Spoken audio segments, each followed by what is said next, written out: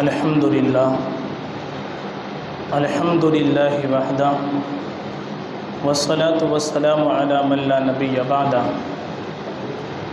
اما بعد فاعوذ باللہ من الشیطان الرجیم بسم اللہ الرحمن الرحیم ان عدۃ الشہور عند اللہ 12 شہرا فی کتاب اللہ یوم خلق السماوات والارض منها 4 حرم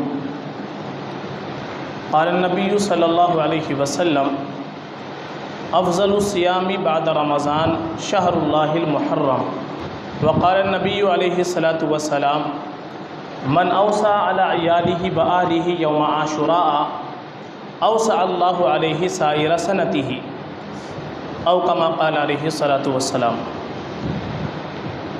محترم بزرگوں، میرے ایمان والے بھائیوں، اسلامی سال کا پہلا مہینہ شروع ہو چکا ہے جسے ہم محرم الحرام کہتے ہیں۔ محرم یہ وہ مہینہ ہے کہ جس کی عظمت اللہ تبارک و تعالیٰ نے قرآن کریم کے اندر بھی بیان فرمائی ہے اور حضور پاک صلی اللہ علیہ وسلم نے حدیث کے ذریعے سے بھی ہم کو اس کی فضیلت اور عظمت کے بارے میں بتلایا ہے۔ یہ مہینہ اپنے اندر بہت سی عظمتیں، بہت سی فضیلتیں، بہت سی برکتیں سمیٹے ہوئے ہیں۔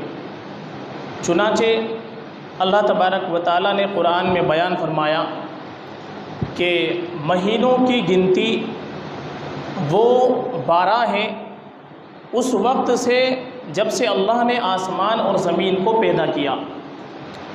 منہا 4 الحرم، اللہ نے آگے فرمایا کہ ان 12 مہینوں میں سے 4 مہینے ایسے ہیں جو قابل احترام مہینے ہیں، جو حرمت والے مہینے ہیں۔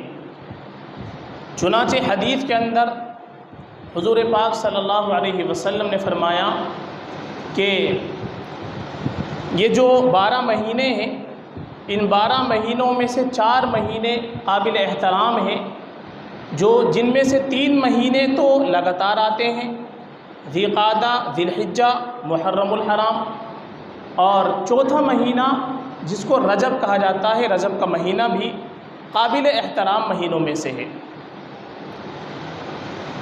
اس مہینے کی بڑی فضیلت ہے۔ حدیث کے اندر بھی حضور پاک صلی اللہ علیہ وسلم نے فرمایا افضل الصیام بعد رمضان شہر اللہ المحرم، کہ رمضان المبارک کے بعد سب سے زیادہ فضیلت والے روزے اگر ہیں تو وہ محرم الحرام کے مہینے کے روزے ہیں۔ نفلی روزوں میں جتنے بھی روزے ہیں وہ رمضان کے بعد سب سے زیادہ فضیلت والے روزے محرم الحرام کے روزے ہیں۔ چنانچہ ایک حدیث کے اندر آتا ہے کہ محرم کے مہینے کا ایک روزہ، محرم الحرام کے مہینے کا ایک روزہ، اس کا ثواب 30 دن کے روزوں کے برابر ہوتا ہے۔ تو یہ جو مہینہ ہے یہ پورا ہی مہینہ احترام والا ہے، اور جو مہینہ قابل احترام ہوتا ہے اس میں ثواب اور گناہ دونوں کو بڑھا دیا جاتا ہے۔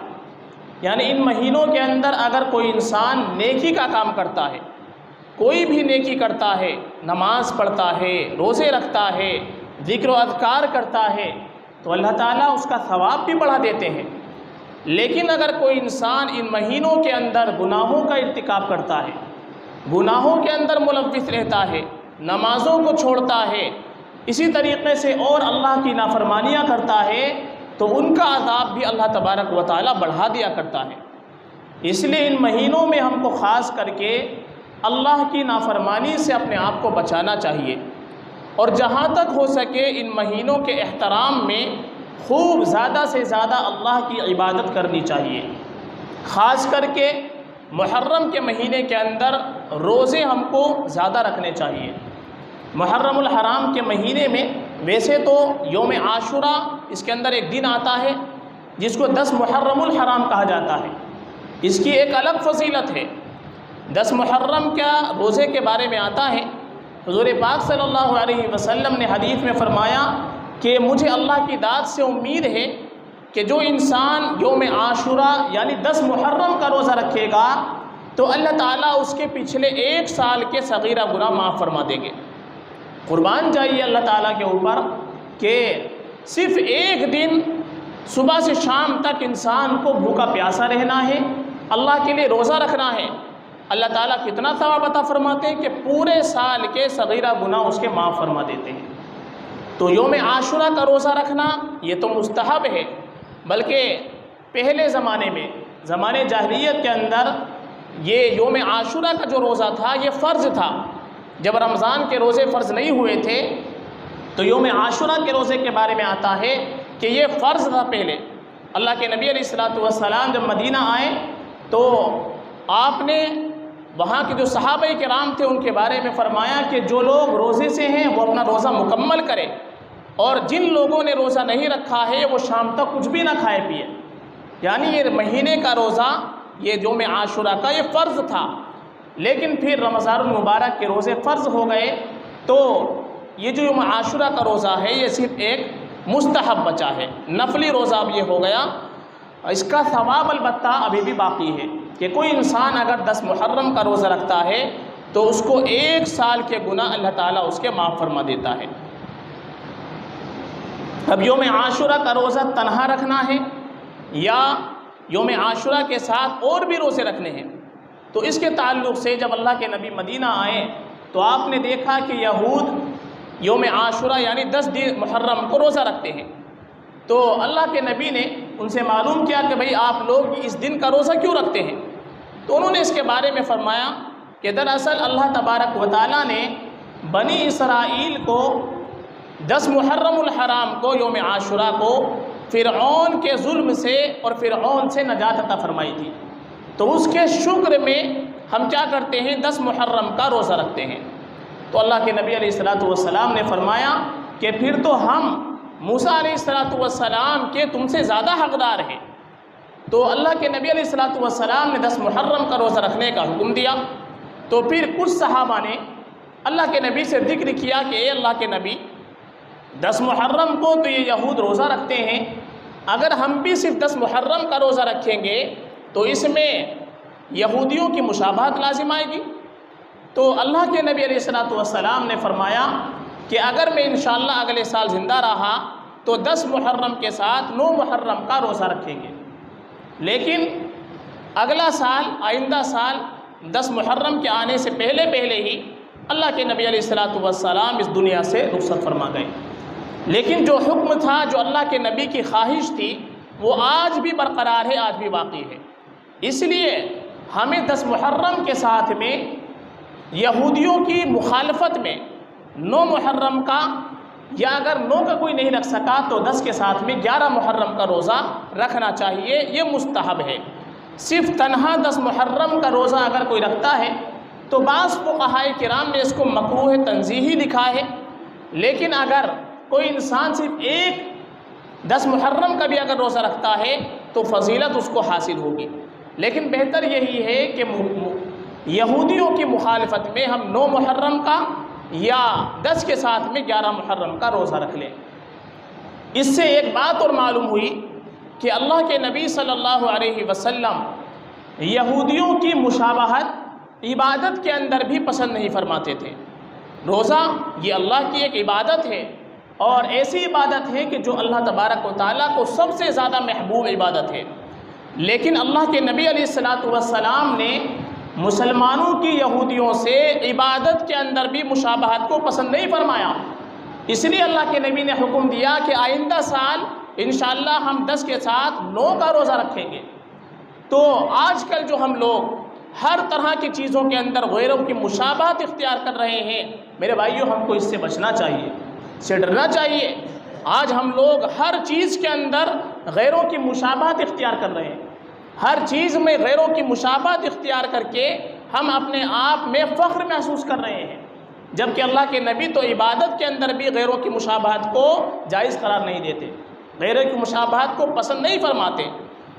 اس لیے یوم عاشورہ کا روزہ ہے یہ تو مستحب ہے، اسی طریقے سے پورے مہینے محرم کے پورے مہینے کے روزے اگر ہم رکھیں گے تو انشاءاللہ اس کا بھی ثواب بہت زیادہ ہے. جیسے میں نے بھی بتلایا کہ محرم کے ایک دن کا روزہ 30 روزوں کے برابر اس کا ثواب ملتا ہے.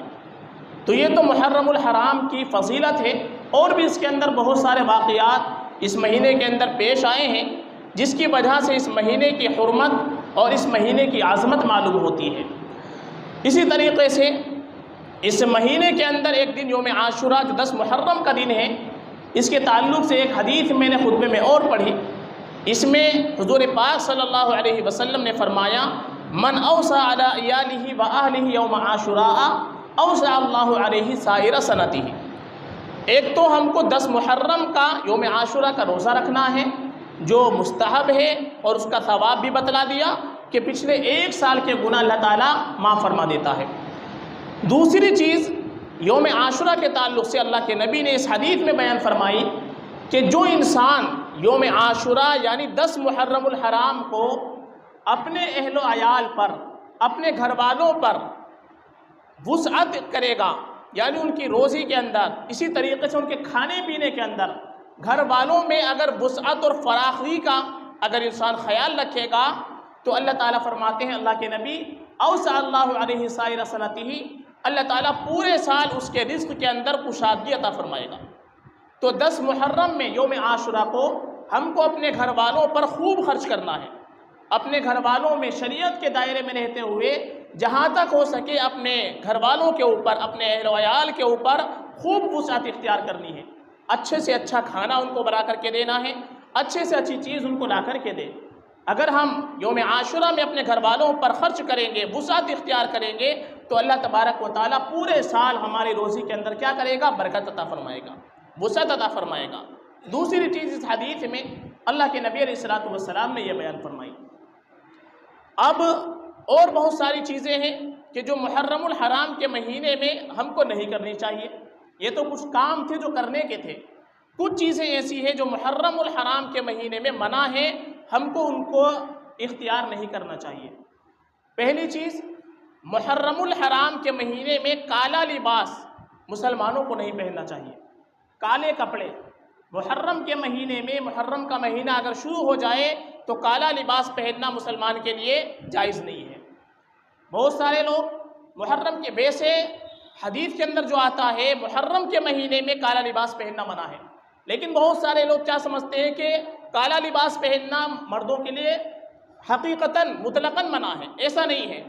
پورے سال آپ کبھی بھی کالا لباس پہن سکتے ہیں، لیکن خاص جب محرم کا مہینہ شروع ہو جائے تو اس میں ہم کو کالے کپڑے نہیں پہننے ہیں.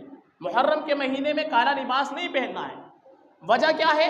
وجہ یہی ہے چونکہ محرم کا جب مہینہ شروع ہوتا ہے تو جو شیعہ حضرات ہیں وہ اس مہینے کے اندر کالا لباس زیب تن کر لیتے ہیں. محرم کے مہینے میں کالا لباس پہن لیتے ہیں اور یہ ان کے سوگ کی علامت ہوا کرتی ہے. یعنی وہ کالا لباس پہن کر کے ایک طرح سے سوگ کا اظہار کرتے ہیں کہ ہم حضرت حسین رضی اللہ تعالیٰ عنہ کی شہادت کے اوپر ایک طرح سے کیا کر رہے ہیں؟ ماتم کر رہے ہیں، تعزیہ کر رہے ہیں. تو اللہ کے نبی علیہ الصلوۃ والسلام نے غیروں کی مشابہت سے بچنے کا حکم دیا ہے کہ ہم کو حتی الامکان غیروں کی مشابہت سے بچنا چاہیے. تو محرم کے مہینے میں کوئی اگر کالا لباس پہنتا ہے، کالے کپڑے پہنتا ہے، تو وہ ایک طرح سے شیعوں کی مشابہت اختیار کر رہا ہے. اور حدیث کے اندر اس سے منع کیا گیا ہے من تشبہ بقوم فہو منہم، کہ جو کسی قوم کی مشابہت اختیار کرے گا تو وہ انہی میں سے شمار ہوگا. اس لیے محرم کے مہینے میں سب سے پہلی چیز تو یہ ہے کہ ہم کو کالا لباس نہیں پہننا چاہیے.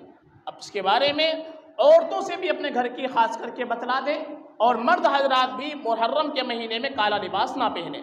چونکہ جو شیعہ حضرات ہیں ان کی جو عورتیں ہیں وہ بھی کالا لباس پہنتی ہیں، جو مرد ہیں وہ بھی کالا لباس پہنتے ہیں. تو غیروں کی مشابہت سے، شیعوں کی مشابہت سے بچتے ہوئے ہم کو کالے لباس کا بالکل بائیکاٹ کرنا چاہیے. اس مہینے کے اندر کالا لباس پہننا بالکل بھی جائز نہیں ہے. دوسری چیز، 10 محرم کو شیعہ حضرات کیا کرتے ہیں؟ تعزیہ نکالتے ہیں. تعزیہ نکالتے ہیں، ماتم کرتے ہیں. بہت سارے مسلمان کیا کرتے ہیں کہ جہاں پر تعزیہ نکلتا ہے، جہاں پر بڑے پیمانے پر تعزیہ نکلتا ہے، جہاں پر باقاعدہ یہ محرم کھیلا جاتا ہے، تو بہت سارے مسلمان وہاں پر کچھ دن کے لیے رہنے کے لیے چلے جاتے ہیں کہ وہاں جا کر کے محرم دیکھیں گے. وہاں جا کر کے تعزیہ دیکھیں گے، اور اسی طریقے سے بہت سارے لوگ جہاں پر تعزیہ نکلتا ہے ان کے ساتھ باقاعدہ شرکت بھی کر لیتے ہیں، چل لیتے ہیں، یہ بھی بالکل غلط ہے۔